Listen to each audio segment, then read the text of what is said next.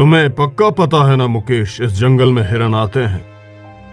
महाराज, आप चिंता मत करें, थोड़ा इंतजार करें, आप खुद देखेंगे कि हिरण कहां से यहाँ आता है।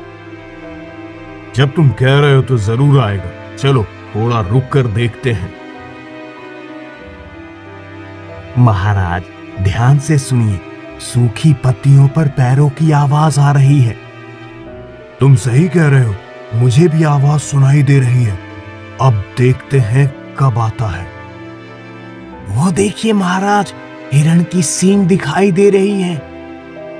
चुपचाप बैठो, मैं अभी इस हिरण का शिकार करता हूं। आज मेरी महारानी बहुत खुश हो जाएगी इसका मांस खाकर। ये साधु कहां से अचानक आ गया? जल्दी से इस साधु को यहां से हटाओ। महाराज, महाराज, साधु को हटाने में हिरण भाग जाएगा। कुछ भी करो, नहीं तो आज मेरा शिकार हाथ से चला जाएगा। अरे ये क्या, हिरण भाग गया। मुकेश, आज दरबार में इस साधु को लाना होगा, इसका न्याय करना ही होगा। इसने मेरे शिकार को भागने दिया, इसे मैं छोड़ नहीं सकता। महाराज, पहरेदारों ने उस साधु को पकड़ लिया है। यदि आप कहें तो उसे आपके सामने पेश कर दूं। उसे तुरंत मेरे सामने लाओ, मैं इसे बिल्कुल माफ नहीं करूंगा। पहरेदारों, उस साधु को यहां ले आओ। प्रणाम महाराज, आपने मुझे दरबार में क्यों बुलाया? तू कहां रहता है साधु? महाराज, बुरा ना माने तो एक बात कहूं, मैं आपसे उम्र में बड़ा हूं, क्या आप मुझे थोड़ा सम्मान दे सकते हैं? महाराज से सीधे बात कर, महाराज से सीधे बात मत कर। जो पूछा गया है उसका जवाब दे। महाराज, मेरा कोई स्थायी ठिकाना नहीं है, मैं रास्ते रास्ते घूमता रहता हूं। घूम घूम कर क्या लोगों का नुकसान करता है? महाराज, आप ऐसा क्यों कह रहे हैं? मैंने आज तक किसी का कोई नुकसान नहीं किया। जो मुझे अपने घर में आश्रय देता है और अपनी परेशानी बताता है, मैं उसकी मदद करता हूं। तुम्हारी मदद कैसी होती है यह आज मैंने देख लिया। आज तुमने मेरा बड़ा नुकसान कर दिया।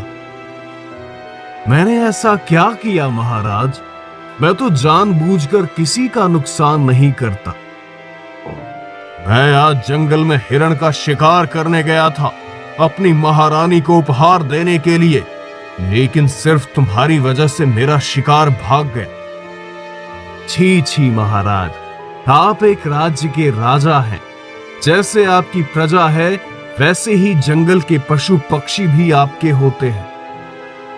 मुझे मेरी ज्ञान की बातें नहीं सुननी, क्योंकि तेरी वजह से मेरा नुकसान हुआ है। तुझे सजा भुगतनी होगी।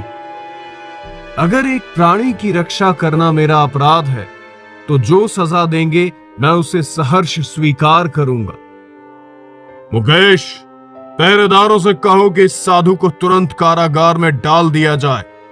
जब तक जिंदा रहेगा कष्ट में ही रहेगा। महाराज, मैं अभी इसकी व्यवस्था करता हूं। महाराज, आप जो कह रहे हैं वो गलत है। एक दिन आप अपनी गलती जरूर समझेंगे। देखा रानी माँ, आप कहती थी कि नहीं आऊंगी, लेकिन सुबह की प्रकृति कितनी सुंदर और मनमोहक है। हाँ, देख तो रही हूँ। असल में लोगों की इतनी बातों के कारण ही मैं बाहर निकलने से डरती हूँ। रानी माँ, अगर आप लोगों की बातों से डरकर खुद को घर में बंद कर लेंगी, तो इससे बड़ी गलती कुछ नहीं होगी। लोग हमेशा चाहते हैं कि आपका जीवन बर्बाद हो जाए, लेकिन महाराज को एक भी संतान न देने का गम आज भी मुझे भीतर से खा रहा है। चाहकर भी मैं कुछ नहीं कर पाती।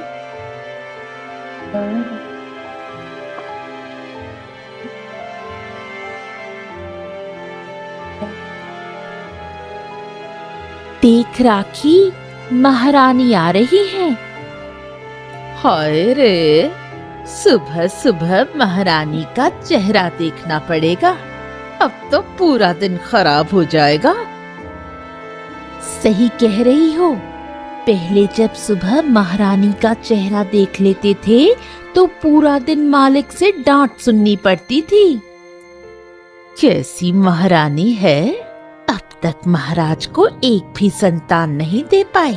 हम तो कब से राजकुमार देखने के लिए तरस रहे हैं, लेकिन हमारी ये आस कौन पूरी करेगा। इस जन्म में तो महाराज शायद राजकुमार का चेहरा नहीं देख पाएंगे। तुम लोग कैसी बातें कर रही हो? क्या बोलना चाहिए और कहाँ बोलना चाहिए, ये तुम्हें नहीं पता? अब हमने ऐसा क्या कह दिया? बिल्कुल झूठ मत बोलो। तुम्हें पता है, महारानी के खिलाफ इस तरह की बातें करने पर महाराज तुम्हें जेल में डलवा सकते हैं। अगर सच बोलने के लिए सजा मिलती है तो हम वो सजा खुशी खुशी झेल लेंगे, इसमें कोई परेशानी नहीं है। क्या तुम्हारी इंसानियत मर गई है? देखते हैं इस तरह बातें करके कितने दिन जीती हो। धमकी मत दो बुढ़िया, गलत क्या कहा हमने? महारानी अब तक हमें राजकुमार या राजकुमारी का चेहरा नहीं दिखा पाई। हमारे राज्य का भविष्य क्या होगा, ये सोचा है? ये सोचने का काम तुम्हारा नहीं है। छोड़ दीजिए बूढ़ी माँ, चलिए हम घर वापस चलते हैं। हाय रे, इस देश में सच बोलना भी धीरे धीरे बंद करना पड़ेगा, नहीं तो सजा झेलनी पड़ेगी।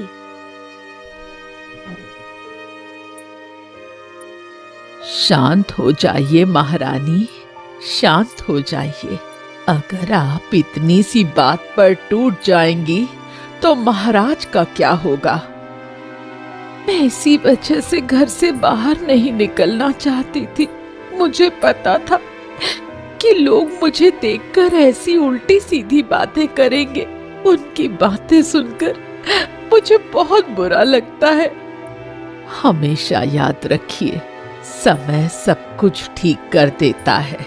समय पर भरोसा रखिए। लेकिन मेरा सब कुछ कब ठीक होगा?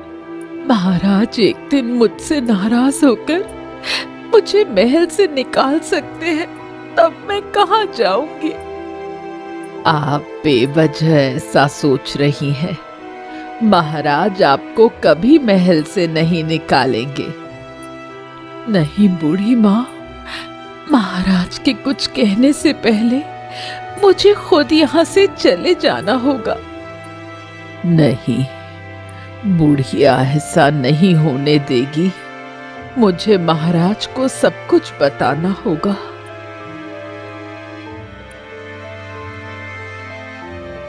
महाराज, महारानी बहुत मानसिक तनाव में है। अगर वो ऐसे ही दुखी रहेंगी तो उनकी तबीयत खराब हो जाएगी। उन्हें खुश करने के लिए आज मैं हिरण के शिकार पर गया था, लेकिन वो भी एक साधु के कारण बेकार हो गया। महारानी को अब एक पुत्र की जरूरत है जो आपके वंश को आगे बढ़ाए, नहीं तो लोग उन्हें देखकर तमाम तरह की बातें कर रहे हैं। लेकिन वो खुशी का दिन कब आएगा बूढ़ी माँ? मुझे नहीं पता कि हमारी किस्मत में कब संतान का सुख होगा। महारानी को डर है कि अगर वो आपको संतान नहीं दे पाई तो आप उन्हें महल से निकाल देंगे। नहीं, आप ऐसा क्यों सोच रही हैं? मुझे उनसे एक बार अकेले में बात करनी होगी। मैं ऊपर वाले से रोज इस समस्या से निजात के लिए प्रार्थना करता हूँ। बस आप ये मत कहिएगा कि मैंने आपको ये सब बताया है, लेकिन आपको बताना बहुत जरूरी था। आप चिंता मत करें, मैं कुछ भी ऐसा नहीं कहूंगा जिससे उन्हें पता चले। क्या साधु, अपने पापों की सजा भुगतने में कैसा लग रहा है? जेल में बैठना किसे अच्छा लगता है बेटा, लेकिन एक बात तुम जान लो, तुम्हारे महाराज के इन पाप कर्मों की वजह से ही उन्हें अब तक संतान का सुख नहीं मिला है। तुम क्या कहना चाहते हो? हमारे महाराज के बारे में ऐसी बात कहने से तुम्हें जरा भी डर नहीं लगा? सच कहने में डर कैसा, मैं वही कहता हूं जो सत्य है। जरा सोचो, जंगल में जिन पशु पक्षियों का शिकार करते हो उनका भी एक परिवार होता है। तुम्हारे इस कृत्य ने न जाने कितने परिवारों को बर्बाद कर दिया। जंगल में शिकार करना महाराज का अधिकार है, इस अधिकार को कोई छीन नहीं सकता। तो ये भी जान लो, महाराज का पुत्र शोक कभी खत्म नहीं होगा। चाहे वो कितनी भी कोशिश कर लें, उन्हें पुत्र का सुख कभी नहीं मिलेगा। तुम्हारे हजारों श्राप से भी हमारे महाराज का कुछ नहीं बिगड़ेगा। अंत में तुम्हें मेरे पास ही आना पड़ेगा। मुक्ति का रास्ता मैं ही बता सकता हूं। जब आवश्यकता हो मेरे पास आना। साधु क्या कहना चाहता है?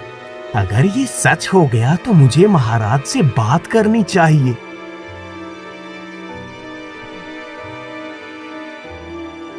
क्या हुआ महाराज? आपको देखकर लग रहा है कि आप किसी बड़ी चिंता में हैं। क्या बात है? तुम तो सब जानते ही हो मुकेश, आज तक मैं पुत्र का मुख नहीं देख सका। कब मेरी यह समस्या खत्म होगी, यही समझ नहीं आ रहा। महारानी भी बहुत रो रही है। महाराज, अगर आप अनुमति दें तो मैं एक बात कहूं। कहो मुकेश। आज मैं जेल में उस साधु से मिलने गया था। उसने मुझसे कई बातें की। मुझे समझ नहीं आया कि वो ऐसी बातें कैसे कह सकता है। उसने क्या कहा? उसने कहा कि इस राज्य के महाराज यानी आप कभी भी पुत्र का मुख नहीं देख पाएंगे। उसका कारण बताते हुए उसने कहा कि आप जंगल के जानवरों का शिकार कर उनके परिवारों को उजाड़ते हैं। हो भी सकता है मुकेश, जानवर भले ही बोल नहीं सकते, लेकिन उनके श्राप से कई परिवार बर्बाद हो जाते हैं। मुझे भी लगता है कि उनका श्राप मुझे लगा है। साधु ने यह भी कहा कि हमें उससे मदद मांगनी होगी, नहीं तो और कोई उपाय नहीं है। हाँ, सही कहा। मुझे सच में ऐसे किसी की मदद चाहिए जो इस संकट में मेरा मार्गदर्शन कर सके। तो क्या हमें एक बार उस साधु से बात करनी चाहिए? हाँ चलो, अगर वो इस संकट का समाधान दे सकता है तो वही मदद कर सकता है। ठीक है महाराज, मैं साधु बाबा को दरबार में लाने की व्यवस्था करता हूँ। क्या हाल है विनेदा? देख रही हूँ कि छोटे बच्चे को संभालते संभालते तुम्हारा बुरा हाल हो गया है। क्या कहूँ दीदी, ऐसी लापरवाह औरत मैंने नहीं देखी। अपने छोटे बच्चे को छोड़कर पता नहीं कहाँ भाग गई है। मैं भी यकीन नहीं कर पा रही। बच्चा सारा दिन रोता रहता है। इतने छोटे बच्चे को अकेले संभाल पाना तुम्हारे लिए आसान नहीं है। लेकिन मैं क्या करूं? एक साधु बाबा एक दिन हमारे घर आए थे। उन्होंने कहा था कि समय के साथ सब ठीक हो जाएगा, लेकिन वो समय कब आएगा? विनेदा, चिंता मत करो। साधु बाबा ने कहा है तो सब ठीक होगा। लेकिन इस बच्चे को अकेले संभालना मेरे लिए मुश्किल हो रहा है। आखिर एक बच्चा अपनी माँ के बिना कैसे इतना छोटा रह सकता है? इसकी देखभाल करने वाला कोई भी नहीं है। ये तो दुर्भाग्य है। इतना छोटा बच्चा और इतनी बड़ी मुश्किल, सोचकर ही दुख होता है। खैर, अब यहाँ मत बैठो, जाओ बच्चे को थोड़ा संभालो। सारा दिन रोते रोते इसका गला सूख जाएगा। महाराज, साधु बाबा को लेकर आपके पास आया हूँ। आइए साधु बाबा, आइए, मैं आपका इंतजार कर रहा था। आखिरकार आपको मेरी जरूरत पड़ ही गई, है ना?